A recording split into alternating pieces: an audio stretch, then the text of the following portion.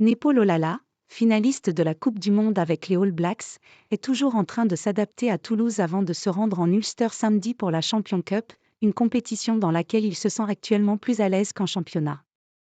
Le pilier d'origine samoane, arrivé fin novembre sur les bords de la Garonne, a passé les fêtes de fin d'année sans sa femme et leurs 3 enfants de 7 mois, 3 et 5 ans, toujours en Nouvelle-Zélande.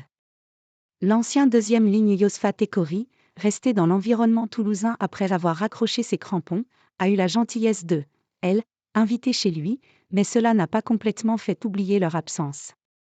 C'était un peu difficile, mais je les verrai bientôt, dit à l'AFP Lolala, soulagé d'avoir enfin trouvé une maison pour y accueillir sa famille dans les prochaines semaines.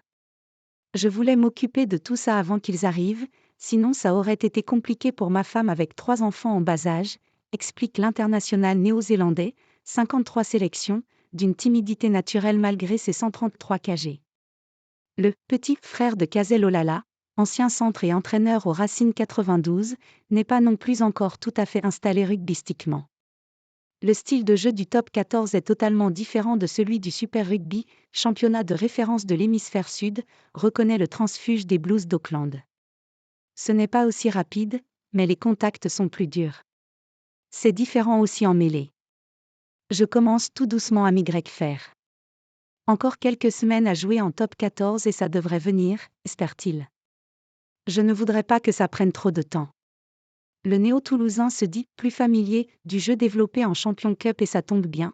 La compétition intercontinentale est de retour avec un déplacement ce week-end chez la province irlandaise de l'Ulster avant de recevoir les Anglais de Bath la semaine prochaine. Après Faumuina et Franck.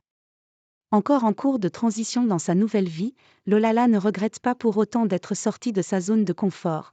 Je savais que mon histoire avec la Nouvelle-Zélande se terminerait après la Coupe du Monde.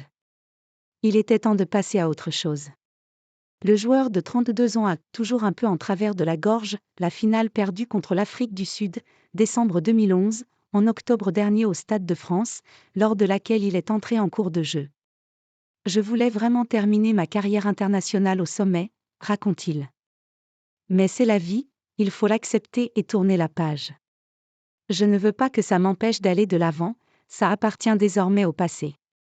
Le présent, c'est désormais Toulouse, où il perpétue une tradition naissante au poste de pilier droit en succédant à ses compatriotes Charlie Faumuina, 2017 à 2023, et Owen Frank, joker pendant la Coupe du Monde. Le timide père de famille a retrouvé un autre ancien All Black, Jérôme Queneau, membre du staff toulousain, sur lequel il s'appuie beaucoup au quotidien.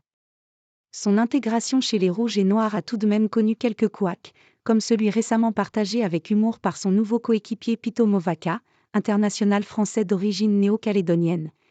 Lolala, essayait de me parler à une soirée, mais il pensait que j'étais tongien ou samoan et ne comprenait pas pourquoi je ne lui répondais pas.